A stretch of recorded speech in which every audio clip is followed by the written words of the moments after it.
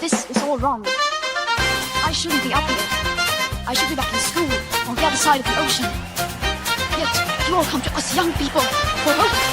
How dare you! Boring. Boring. Boring. Okay, you gotta work.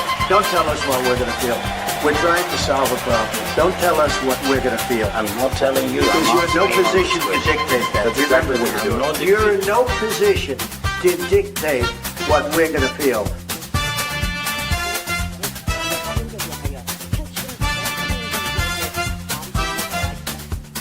I call again for an immediate ceasefire in Gaza, the return of the sausages, the hostages. Greetings, one and all. Lembit Öpik here on Lembit Öpik Live. There's a clue in the name. On Unprecedented TV. And if you are one of those wonderful people who've liked or subscribed to our station, then thank you very much. If you haven't, please do it. It helps us a lot. Costs you nothing, but it does make a big difference to us. So please go to at Unprecedented TV. That's at Unprecedented TV on YouTube. And like and subscribe, and you'll find hundreds and hundreds of shows all available absolutely free for your delectation, education and information. Also, if you've got ideas for shows, let us know as well. We're in expansion mode at the moment. We'd love to know what you'd like to see us making. Now, let's talk about the forgotten war in Ukraine. Why do I say forgotten? People aren't really talking about it anymore, are they? They're more obsessed with Epstein and the war in the Labour Party in the United Kingdom, where it seems that Custer, a.k.a. Starmer, is making his last stand, while his troops say, we're right behind you, Keir. And apparently a standing ovation is enough of a reason to continue. Well, I would say they should be measuring on initiative, not applause. But that's just me. I'm not in the Labour Party. Big test coming up, of course, at the end of February, last Thursday in February. There's a by-election in Manchester in the north of England, or just outside it, a place called Gorton and Denton. This is now a referendum on Keir Starmer. Let's just see how it goes. It's a safe Labour seat. If they lose it, I'm sure the finger of blame will be pointed at Keir Starmer, who could have had Andy Burnham as a successful candidate. Most people think he would have held that seat. But oh no, too much of a threat to Starmer's leadership. So he was booted out of the running for that. That's for another time, though. There'll be a lot of conversation on that. I want to talk about another war. It's the Ukraine war. That war which was going to be won by Zelensky with a little help, or a lot of help from America and his friends in Europe. America's not so keen. They can see Zelensky's a loser, in my opinion, and they've left it to Europe to sort it out. But that doesn't seem to be working very well either. So what's going on? Why aren't we hearing about the Ukraine war? Who's winning? Who's losing? And who's best to give us their opinion? None other than Dr. Marcus Papadopoulos, a truly informed, academic and inspirational human being. Good to see you, Doctor. How are you? I'm well, Lembit, and thank you as ever for having me on. Well, it's always a pleasure to have you here. The big question is, why haven't we been hearing anything about this extraordinary lack of, well, frankly, lack of progress by Ukraine? Let's take a step back from that. What is going on in Ukraine at the moment? As it currently stands, the Russian army is steadily advancing along the entire front line. Indeed, only recently I carried out some extensive research into the Russian military campaign in the oblasts of Sumy and Kharkov. And it is very interesting because there the Russian army is expanding its presence on a daily basis. Land in both Sumy and Kharkov is being captured by the Russians, which falls into line with what I have said for a long time now, that the Russians will not just make claims to Donetsk, Lugansk, Zaporozhye and Kherson. They will make claims to wherever the Russian army is. So now that the Russian army is in Sumy and Kharkov, as well as in Dnipropetrovsk, soon you will hear the Kremlin say that these oblasts belong to the Russian Federation. And do they? in your opinion? I have long said this, Lembit, and I can support this with empirically based evidence that, with the exception of the westernmost part of Ukraine, which historically is known as Eastern Galicia, it's comprised of Lvov, Ternopil, and Ivano-Frankivsk. The rest of Ukraine is part of Russia, historically and culturally. If you look at how the population of the Ukraine voted in the March 1991 referendum in the Soviet Union, over 70% of the population voted to stay a part of the USSR. The only part of the Ukraine which voted for independence was the aforementioned Eastern Galicia. So, for example, the Oblast of Odessa, the Oblast of Nikolaev, these are regions, these are cities which were established by the Russian Empire. And when it comes to Odessa, specifically Catherine the Great, no one seriously doubts that these regions are not part of Russia historically and culturally. Anyone who says otherwise is either ignorant or is simply paid to say that. There'll be those who actually say that you haven't, in a way, got the authority to take that position because you're not there. You weren't there, man. They'll say that unless you've been on the ground, you won't be aware of the fact that there's a whole bunch of prisoners of a Russian occupation there. That there's a whole bunch of people who want to be liberated by Zelensky and his valiant army. What would you say to those who say that you're the propagandist? Well, because I'm not in Ukraine, this doesn't disqualify me from commenting on it.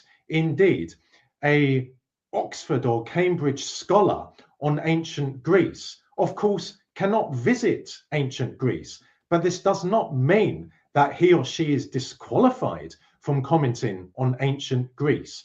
I have a PhD in Russian history.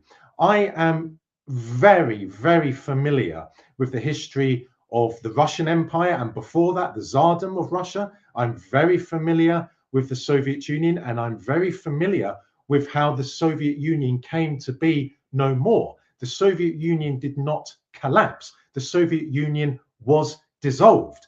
And in regard to allegations by Western mainstream journalists, for example, that people all over Ukraine are praying to be saved from the advancing Russian army.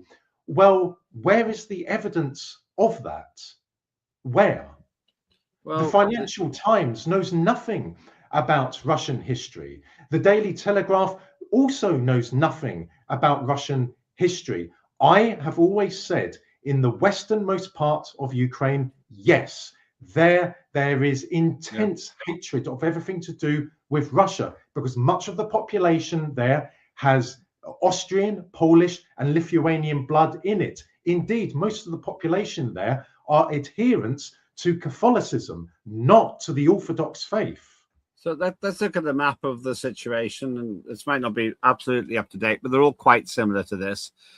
You've got Ukraine there, a lot of it, Kiev way to the west there, but you've got this whole band on the east side, much of it under the control of the Russians. Crimea went over a decade ago, and these other parts. Now, this is not surprising, in fairness to people who follow these things, because Vladimir Putin wants a buffer zone. NATO lied to the Soviet Union and then to Russia and said, oh, not 1 inch to the east, but they have. So now what I think Russia wants is its own buffer zone. It's grabbing it because NATO hasn't offered it. Are you saying that the darker colored part would be fairly happy to be part of Russia? I am saying that from the Donbass to Odessa, from the Donbass to Kirovgrad, from Kirovgrad to Vinnytsia and Zhytomyr, and from there all the way to Kiev, the majority of the population there considers itself as Russian, historically, culturally, and linguistically. Again, in the March 1991 referendum, over 70% of the population of what was then the Ukrainian Soviet Socialist Republic voted to remain a part of the USSR. Only in the westernmost part did the population vote to be independent from the Soviet Union. Ukraine, like Kazakhstan, like Belarus, are artificial countries. Their independence came about as a shock to the populations of Kazakhstan and Belarus and Ukraine. That's not Russian propaganda. That is factual. But alas, we live at a time in Britain and in the Western world in general where if you have a different opinion on Russia and interpretations of Russian Soviet history, you are labeled as a Putin apologist, as a Russian propagandist. But of course, those people who are saying that are the propagandists themselves. They do not know anything about the former Soviet Union, but then they don't need to know anything about the former Soviet Union. Politicians, for example, in the House of Commons, mainstream journalists, for example, on BBC News, Sky News, Channel 4 News, The Guardian, The Telegraph, they're not paid to know about Russia and Ukraine and Belarus and so on. No, they are paid to peddle disinformation because those journalists are neither free nor independent. They are part of the British ruling elite, and they are, of course, useful idiots. No, yes. Well, we might mention some of them in a little while. I don't want to go too far down the travails of Keir Starmer today because we're covering it quite a lot on other shows. But basically, what you're saying to me is, in common terms, you get heat. You get criticized in the United Kingdom and in the West if you try to put the Russian side of these things. I agree. Secondly, my opinion is that you can actually get persecuted in the West if you try to point out that Russia and Vladimir Putin have some reasons for the actions that they're taking. But the third big question is, do you get vilified for pointing out what is quite clearly a military truth, that Vladimir Putin is winning at whatever cost? Yes, indeed, you do. I have said from the very first day of the Russian military campaign that the Russian military will win this war.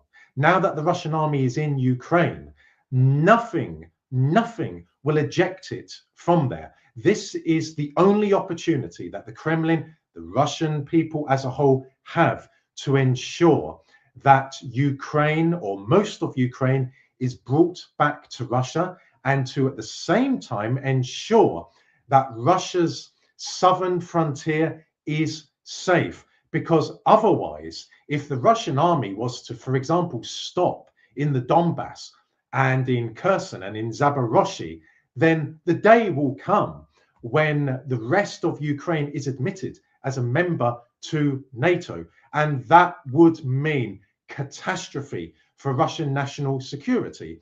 And you're quite right, Lembit, that, for example, in Britain, British mainstream media is almost silent about the war in Ukraine. And there are a number of reasons for that, but they are not entirely silent. So now and again, you see preposterous, embarrassing articles and columns published by, for example, Bloomberg. Bloomberg recently ran a piece saying that in the month of December of 2025, 35,000 Russian soldiers were killed in action. Now, anyone who has even an ounce of understanding of warfare will realize that if 35,000 Russian soldiers died in 1 month, that would spell disaster along the entire front line in Russia, in Ukraine. Recently, the Financial Times said that Russian military losses are unsustainable. And who did they quote as a source? Ukrainian and European Union officials.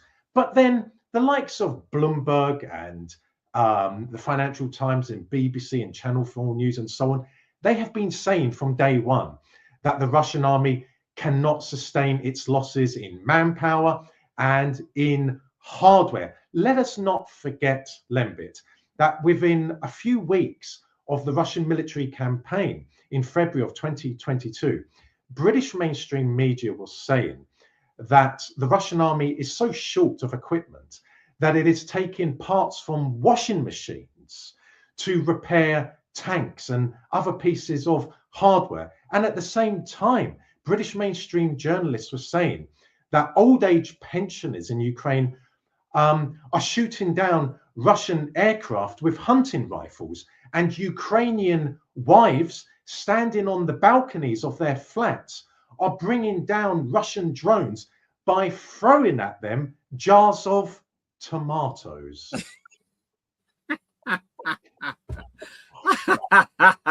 You can imagine a cartoon. It sounds like The Simpsons or something like that. Stay with us. I want to talk more about that in just a minute. You're watching me, Lembit Öpik, here on Unprecedented TV, Lembit Öpik Live with Dr. Marcus Papadopoulos, who's an international expert focusing on Russia and Eastern matters. The story so far that you're being told an awful lot of misinformation on the mainstream media, that Ukraine is not winning, cannot win, that the figures are wrong. I'm going to get into those war figures in a short while. But before we go further, I want to remind you of a great series, and that is Dire Consequences with Claire Dyer. She is an absolute trooper in her own right. Never fired a shot in anger, but is absolutely firing a shot across the bows of the establishment. What's this?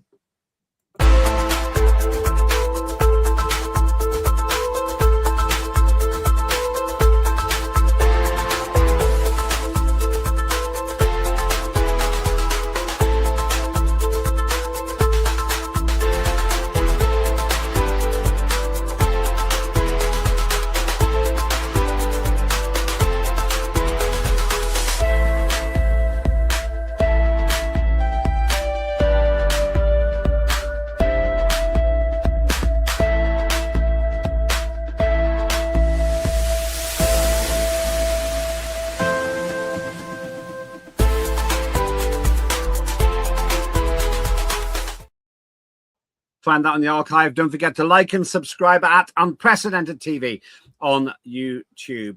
We're talking about the situation, the real situation in Ukraine. How many are dead on which side and who's winning? Still with me, Dr. Marcus Papadopoulos. Marcus, I want to get back to the figures you were talking about there. All kinds of different figures being bandied around. One of them is this one. If we can just get rid of the thing at the top there, that we can have a proper read of it. All kinds of figures, and it can get quite confusing. This one: 55,000 Ukrainian soldiers killed in war with Russia. Zelensky says that sounds like a phenomenal underestimate to me. Lembit, I do not profess to know the exact figures as to how many Ukrainian soldiers have died and how many Russian soldiers have died. Suffice to say that 53,000 Ukrainian soldiers have not died in this war so far. Indeed, it is well in excess of that figure. It is a catastrophic number. I would put, by going by independent sources, independent journalists, independent military tacticians, going by their work and my own knowledge of how Russia conducts warfare, I would say that at a minimum 1.5 million Ukrainian soldiers have either been killed, wounded, lost in action, or taken prisoner. Indeed, I believe that figure is closing in on 2 million. One of the ways I can corroborate that is by saying this: why is it even by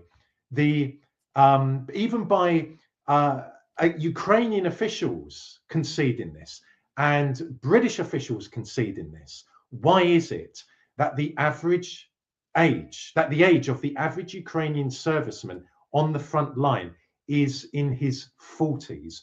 Why? Why? What is the average age of a, sorry to interrupt, what's the average age of a Russian soldier? Do you happen to know?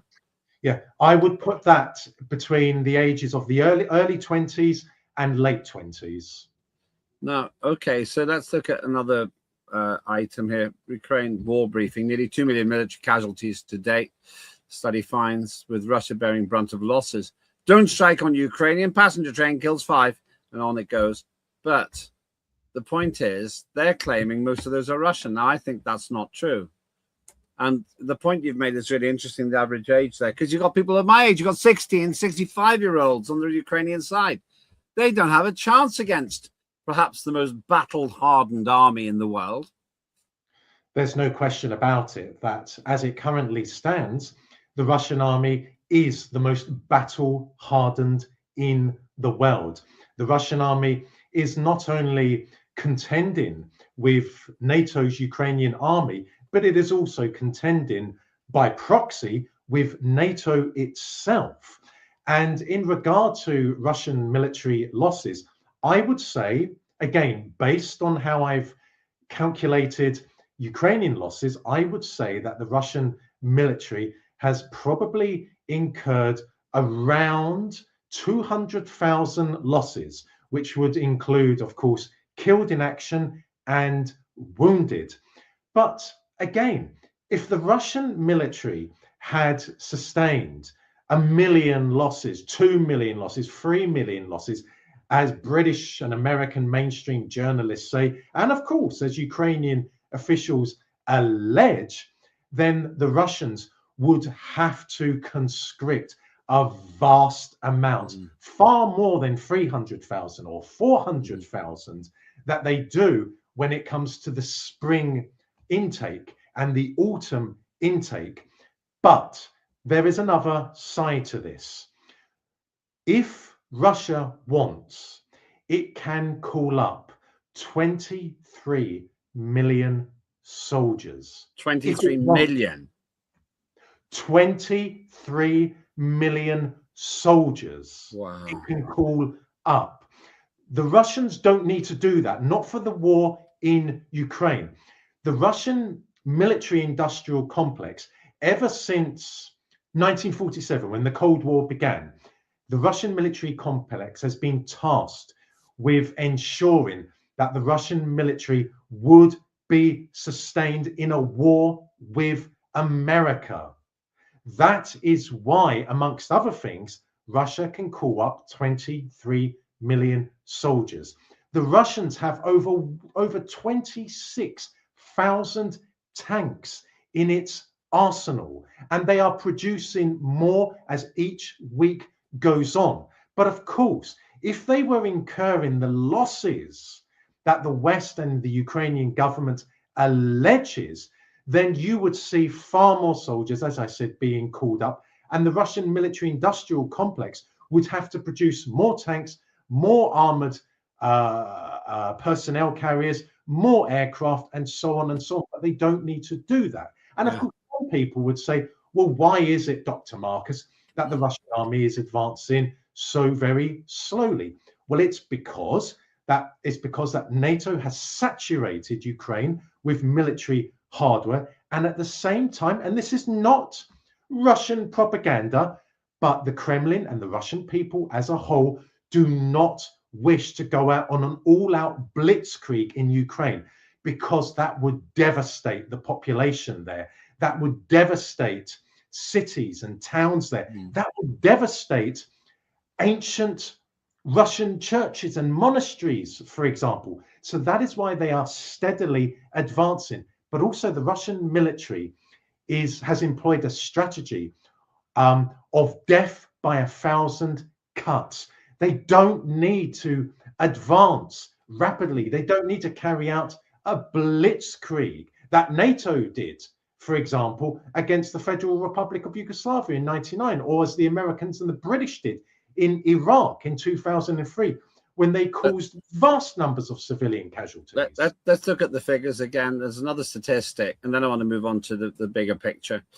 Times flying by, but I want to cover two other things. First of all, the ratio of deaths. This is one of the things I found. War in Ukraine, death ratio 36-1. Ukrainian to Russian deaths, about 1 million Ukrainian soldiers are dead. That's according to an American source. Other sources, like, for example, Colonel Douglas Macgregor, controversial character, say the number is much higher, about 1.8 million dead Ukrainians. Europe has not seen such numbers since World War II. Now, that's the interesting thing.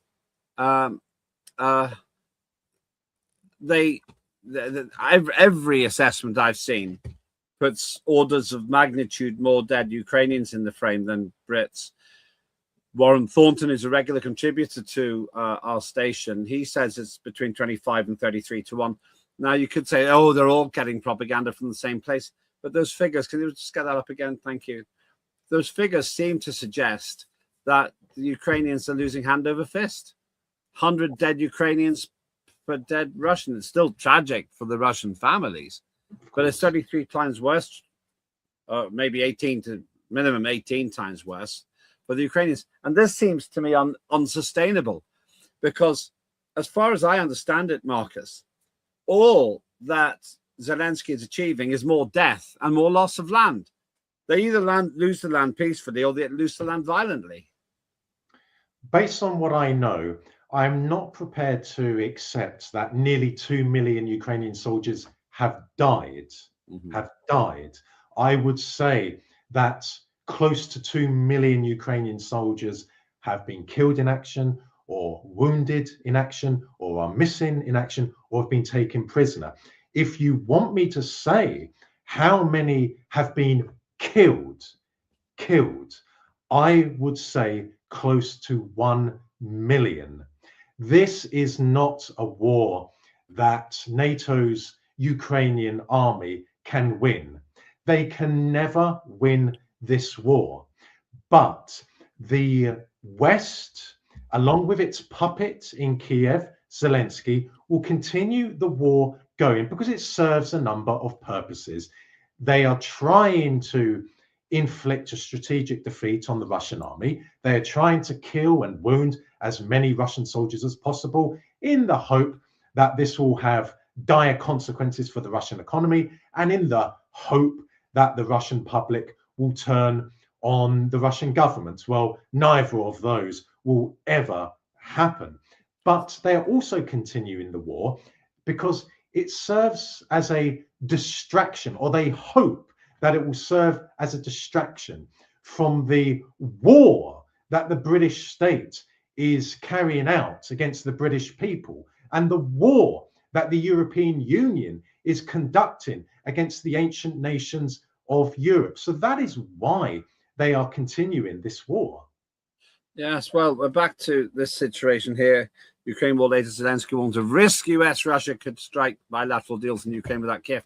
And it seems to me that they would rather carry on the war than having some kind of a deal. The actual article in a different context goes on to talk about, it's a very recent article, if you're watching this live, about the risk of a deal by June. I don't see why that's a big risk, to be honest with you. I'd be rather pleased with that risk. But as you say, the coalition of the willing, that joke group supporting Ukraine, securing our future, you got a bunch there who don't know what they're doing. And they still seem to act like they're going to win. It does seem to me this is one massive, vast distraction. But worse than that, the fools on that platform don't seem to care about the death, because if they did, they'd realize that all they're doing is sticking humans into a meat grinder and giving land away at the same time. The Western ruling elites and their useful puppets, such as Starmer, are soulless. They are devoid of empathy. They are devoid of human feelings. They are psychopathic killers. Just look at, for example, when they conducted war against the Federal Republic of Yugoslavia in 1999, they dropped depleted uranium on Serbian civilians, which inevitably caused a massive increase in cancer rates in Serbia, causing massive numbers of Serbian men, women, children, and elderly to die, and to die horrible deaths from cancer. So they care nothing for human life.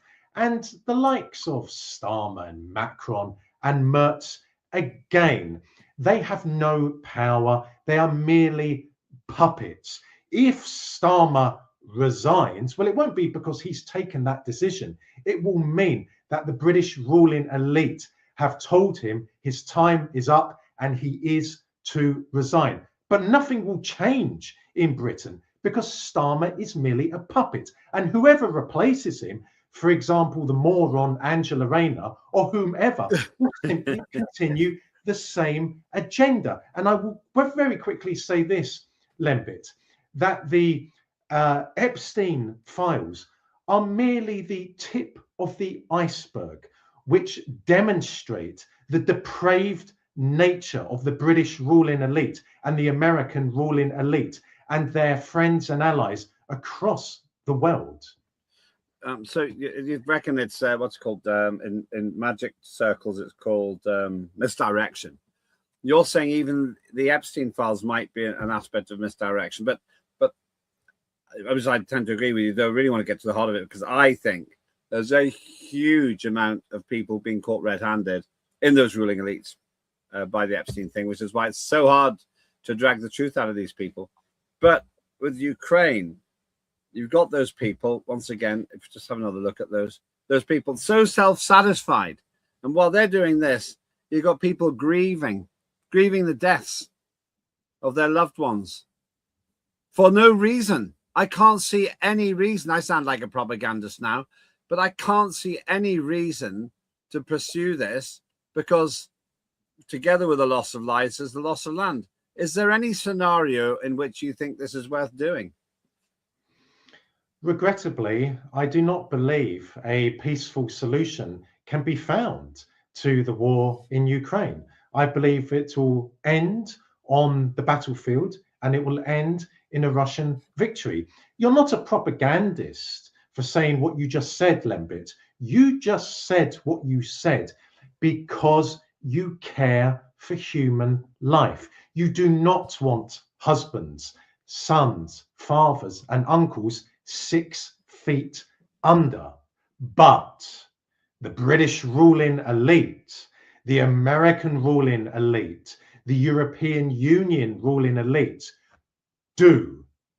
They will sacrifice anything to achieve their geostrategic objectives. That is why they are some of the worst criminals in recorded history. And I don't say that lightly. I truly mean that.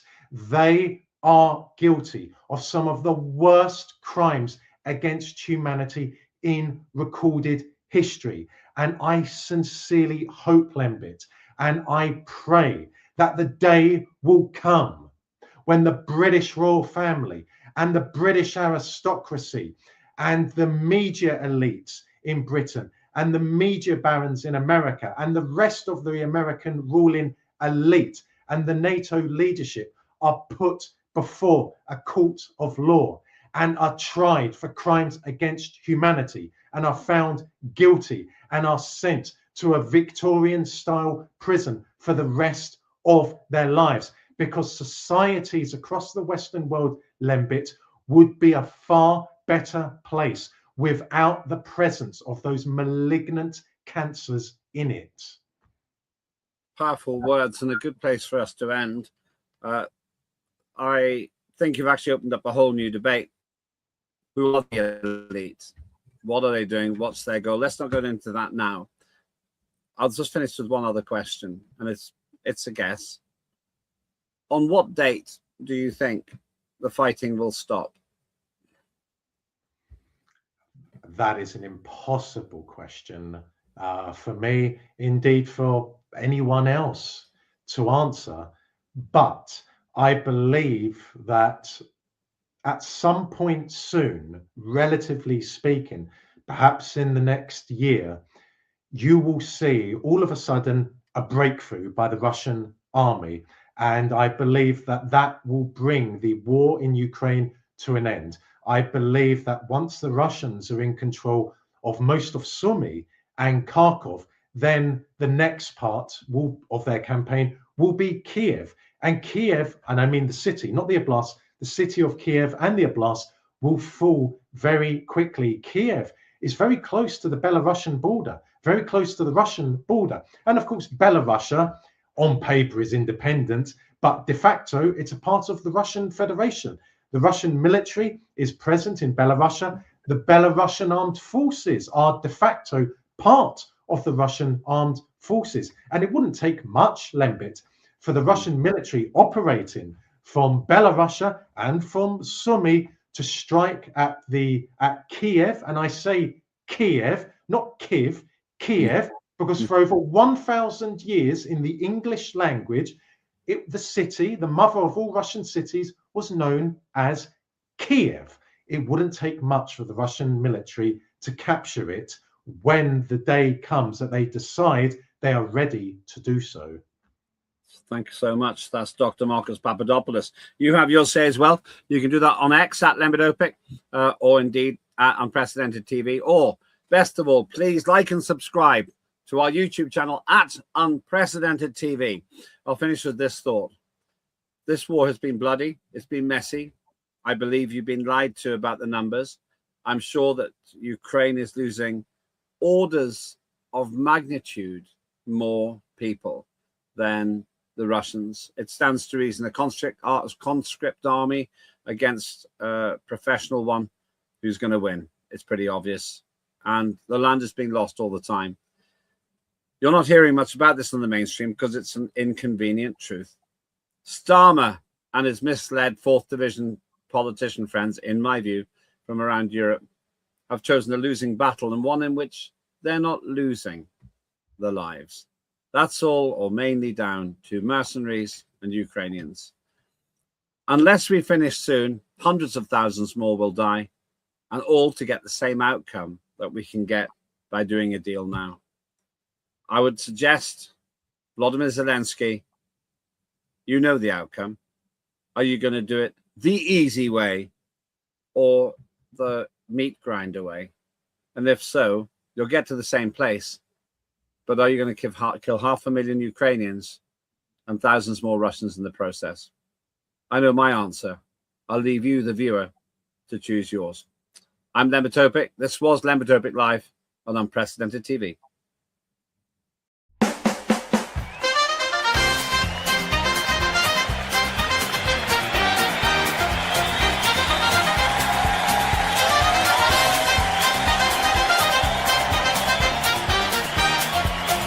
Immediate ceasefire in Gaza, the return of the sausages.